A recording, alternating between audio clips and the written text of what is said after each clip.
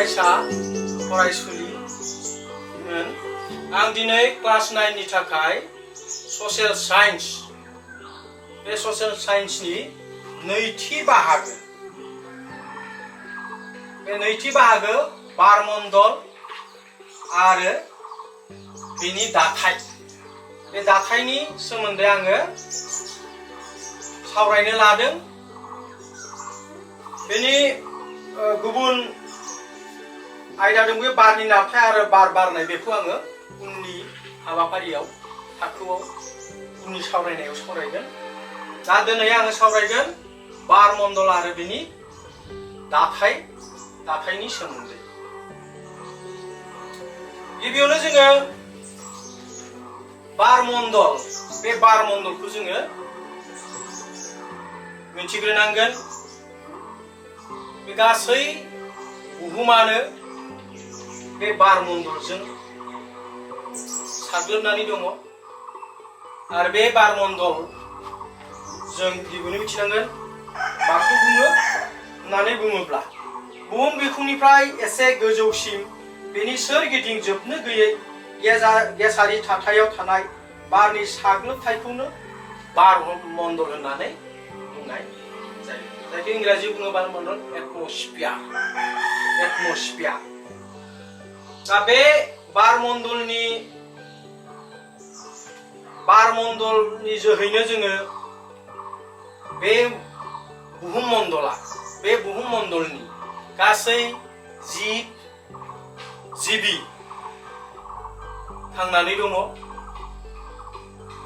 गिबियावनो जोङो बे बुहुमखौ गाहायै मोननै मण्डलाव जोङो मोननो हायो। बेखौ गोसोआव लाखिनांगोन। बुहुमनि मोननै मण्डलखौ ओरैबायदि राननानै होदों। मोननै मण्डल, मोनसेया जाबाय से हा मण्डल, बेखौ इंराजि बुंदों लिथोस्फियार, आरो नैथिया जाबाय दै मण्डल, बेखौ होनदों हाइड्रोस्फियार।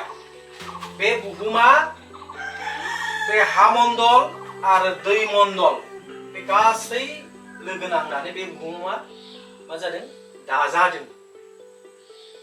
आरो बे बुहुमाव बे हा मण्डल दै मण्डल थानायखायनो बे बुहुमावसो मा जायो जिब जिबिया थांना थानो हानाय गोहोखौ मोनदों। दा बेबायदिनो बे बुहुमनि जि बारमण्डल बे बारमण्डलखौ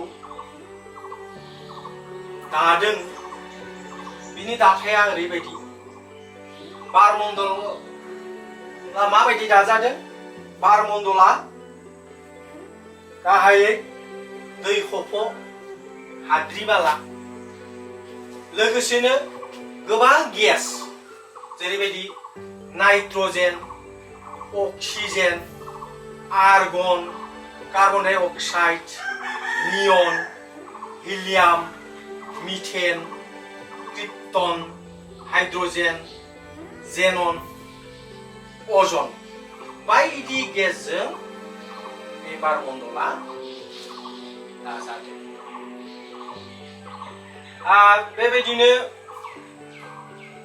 बे गासै गेसखौ लानानै बे गासै हाद्रि बा दै खफ'खौ लानानैनो बारमण्डल बे बुहुमनि।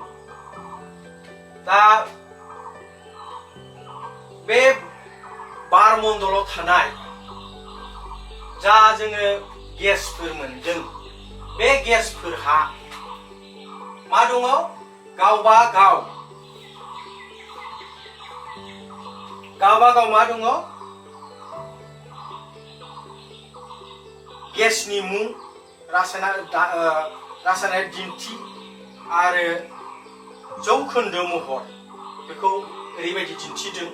बेखौ फारियै लेखायाव नोंसोरो नायनानैबो लानो हागोन आरो बेवहायबो आं दिन्थिनानै होदों। नाइट्रजेन, बे नाइट्रजेननि दिन्थिसिना जाबाय N2 माने नाइट्रजेन। बेनि जौखोन्दो जखाया जाबाय 78.08। बेनि उनाव अक्सिजेननि दिन्थिसिना जाबाय 0.2 आरो बेनि जौखोन्दो जखाया जाबाय 20.94 20.94 बेनि उनाव जों मोनगोन आर्गन गेस आर्गननि दिन्थिसिना जाबाय AR बे AR नि जौखोन्दो माबाया जाबाय 0.3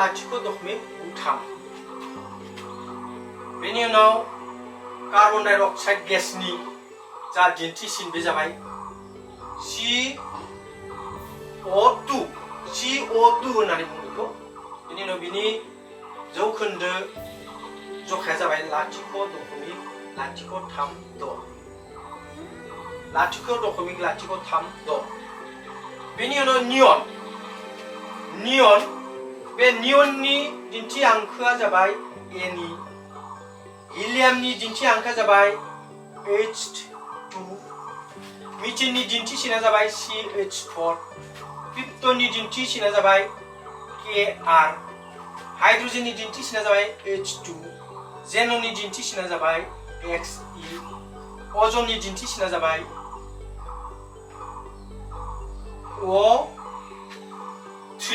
O3 बे गासै मोनस्नि गेसनि जौखोन्दो जखाया जाबाय 0.014 बे गासैबोनिया बे फारियै बे मोनसेयानो गोसोआव लाखि बेखिनिया जाहैबाय बे गेसफोरनि दिन्थिसिन आरो बेनि जौखोन्दो जखाखौ बेवहाय फारियै दिन्थिनानै होदों दा जोङो मिन्थिगौ बे बारमण्डला जोंखौ फारफ्रोमथिंनिफ्रायबो मा खालामदों जोंखौ जिब मुलुगखौ बासायनानै लाखिदों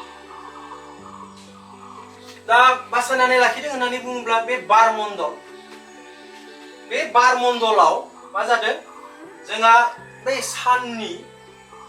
साननि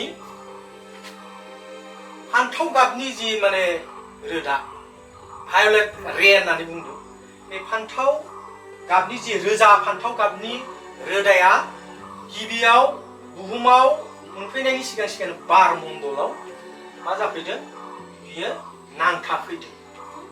नांथाफैनानै बे मा जायाखै बुहुमाव थोंजोङै बियो गोलैफैनो हायाखै बियो खेंस्लायैसो माने बुहुमाव फैदों आरो बुहुमाव बारा बेनि माबाया प्रभाबा गोलैनो हायाखै आरो जायनि थाखाय जिब मुलुगा बे गाबनिफ्राय बासायनानै दङ नङामोनब्ला जिब मुलुगा बे रोदानिफ्राय बे रोजा फान्थाव गाबनि जि रोदा आल्ट्रा भायोलेट जा रोदा बेनिफ्राय जोङो जोबोद खहा जागोन बुहुमनि जिब जिबिया गोसोआव लाखि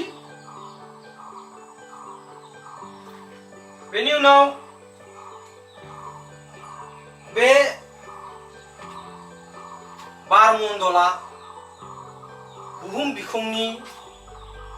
बिखुंजों नांजाबनानै बेसेबां जौथाइसिम बियो गोसारनानै दङ जोंखौ आनजादाव सोंगोन कुइसन खालामगोन बे बारमण्डला 10,000 किल'मिटार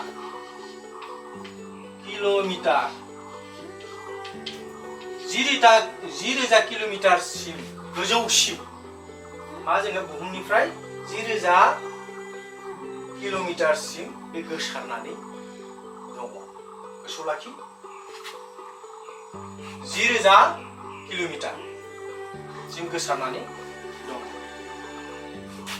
दा बेबायदिनो जोंनि थाखाय बे बारमण्डलनि खायसे गेसआ जोंनो जोबोद बयनिख्रुइबो बे गासैफोरनि गेजेराव बयनिख्रुइबो गोनांसिन गेस बे जाबाय नाइट्रजेन आरो अक्सिजेन गेसआ जिब मुलुगनि थाखाय जोबोद गोनां गेस दा जोङो जिबिया अक्सिजेन गेस नङाब्ला माब्लाबाबो मा जानानै थानो हायामोन, थांनानै थानो हानाय नङा। बेखायनो जिबिफोरा बे अक्सिजेन गेसखौ मा खालामो, हां बोनाय आरो हां बोनायाव लायो। आरो बेबायदिनो बे अक्सिजेन गेसखौ मानसिया हां बोनानै, बे हां बोनायनिफ्राय जोंनिफ्राय मा गेस ओंखारलाङो, गोसोआव लाखि, कार्बन डाइ अक्साइड गेस। नैबे कार्बन डाइ अक्साइड गेसआ जोंनि हां लानायनि उनाव बे गेसआ जोंनिफ्राय ओंखारलाङो। आरो बे गेसखौ माया रिफाइन खालामफिनो, जिब मुलुगनि बिफां लाइफाङा बे कार्बन डाइ अक्साइड गेसखौ जोंनिफ्राय थोंजों बोनानै लायो बिफां लाइफांनि बिलाइया, आरो बेखौ आरोबाव रिफाइन खालामनानै अक्सिजेन गेस हिसाबै जोङो। थिग बेबायदिनो बे बुहुमा दिनै सोलिगासिनो दङ। दा बे लेखायाव नोंसोर फारियै नायलांबाय था, जे बारमण्डलनि जा नाइट्रजेन, नैबे नाइट्रजेन गेस, बेखौ मा गेस होननानै मिथिगौ? नोंसोरखौ सोंलु सोंगोन। बे नाइट्रजेन गेसआ जाबाय रोखोमसे गोथै एबा दद्र गेस। नाइट्रजेन गेसआ रोखोमसे दद्र एबा गोथै एबा दद्र गेस। गोसोआव लाखि। दा बेबायदिनो गासै जिबिनि गोनां गेसानो जाबाय अक्सिजेन। आं आवगायनो बुंखादों। बारमण्डलनि 100 बाहागोनिख्रुइबो एसे बाहाय बिबाङै थानाय आर्गन गेसआबो रासायनारि दद्र गेस। जे बारमण्डलाव जे आर्गन गेसआ 1% निख्रुइबो एसे बाहाय बिबाङै दङ। बे थानाय बे आर्गन गेसखौ मा होननानै बुंदों? रासायनारि दद्र गेस होननानै बुंदों। गोसोआव लाखि। दा बे रासायनारि दद्र गेस माखौ बुङो होननानै बुंबा बे आर्गन गेसखौनो मोनथिनाय जायो। दा बे आर्गन गेसआ जोंनो ओरैबायदि गोनां, जाय गेसनि जोहै जोङो बे मोब्लिब बाल्ब आरो जालाय खालामनाय हाबायाव बे आर्गन गेसखौ बाहायनाय जायो। बे मोब्लिब बाल्ब आरो जालाय खालामनाय हाबायाव नैबे आर्गन गेसखौ बाहायनाय जायो। गोसोआव लाखि। दा बेनि उनाव बेखौ आङो आवगायनो बुंखांबाय, मानसिया अक्सिजेन गेसखौ हां लानो बाहायो आरो कार्बन डाइ अक्साइड गेसखौ एंगारो। दा थिग बेबायदिनो बे बुहुमा सोलिनानै दङ। दा बे खिनियावनो जोङो मोनसे बाथ्राखौ जोङो गोसोआव लाखिनांगोन। जनग्रा गेस हिसाबै जोङो मा मोनो?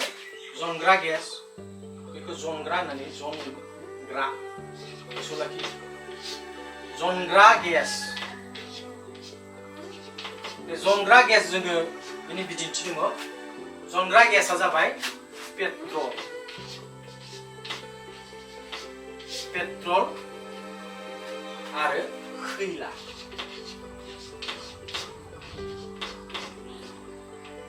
जोङो ससियेल साइन्सआव जनग्रा गेस हिसाबै जोङो मोनदों पेट्रल आरो खैला। जे दिनै बे बुहुमाव मानसि हारिया मा दिहुनदों? गोबां गारि मटर, उराजाहाज बा रेल इन्जिन बायदि कल कारखाना बायदि सोलिदों बा दिहुनदों बे दिहुननायनि मेन माने माबायानो जाहैबाय गोहोनि फुंखा होननानैबो जों बेखौ मिथियो पेट्रल आरो खैला गोहोनि जायखिजाया मोननै फुंखा बे पेट्रल आरो खैलाया दा बेखौ जोङो बुहुम बे मुलुगाव बे बुहुमाव जोङो जोंनि मानसिनि मोजांनि थाखाय जों बाहायदोंना बाहायदों किन्तु बे जे पेट्रल आरो खैला बाहायनायनि गेजेरजों मा जादों जे बे पेट्रल खैला बे बाहायनायनि जोहै बे मुलुगाव मा जादों मुलुगनां दुंखांनाय जे मुलुगनां दुंखांनाय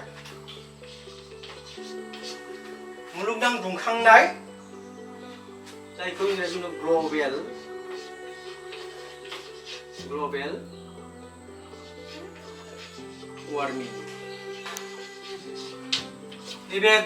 वार्मिं बे ग्लबेल वार्मिंआ जादों मानो होननानै बुङोब्ला जों बिदिखौ बे पेट्रल आरो खैला बाहायनायनि थाखाय मा जादों कार्बन डाइ अक्साइड गेस ओंखारदों बे बुहुमाव लोगोसेनो मा खालामदों बिफां लाइफांफोरखौ मानसिया मा खालामदों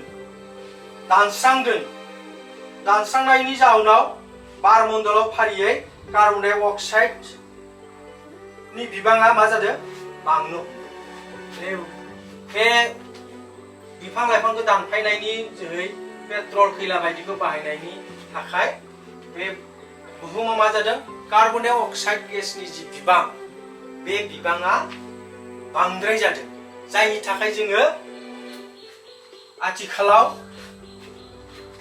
जों मा गोबां माने जोङो ताप मोनो गोबां जों दुंस्रावनाय जों मोनो बिदुं मोनो आरो बेबायदि बे जे मुलुगनां दुंखांनाय बांनाय माखौ बुङो होननानै बुंबा नोंसोर बेखौनो लिरनांगोन आथिखालाव गासै बुहुमावनो गोख्रै बेसेन बांनाय खैला पेट्रलियाम आरि जनग्रा गेसनि बाहायनाय आरो बिफां लाइफां दानस्रांनायनि जाउनाव बारमण्डलाव फारियै कार्बन डाइ अक्साइडनि बिबाङा बांनो हमदों आरो लोगो लोगो बारमण्डलनि दुंनायाबो बांबोदों बेखौनो मुलुगनां दुंखांनाय ग्लबेल वार्मिं होननानै बुंनाय जायो लेखायाव रोखायै दङ लेखायाव रोखायै नायनानै लिरनानै ला मुलुगनां दुंखांनाय माखौ बुङो दा दिनैनि सावरायनां आयदाया बेखिनियानो बे चेप्टारनि बे आयदानि बारमण्डल आरो बिनि दाथायनि बागै आङो फारियै नोंसोरनो सावरायलांबाय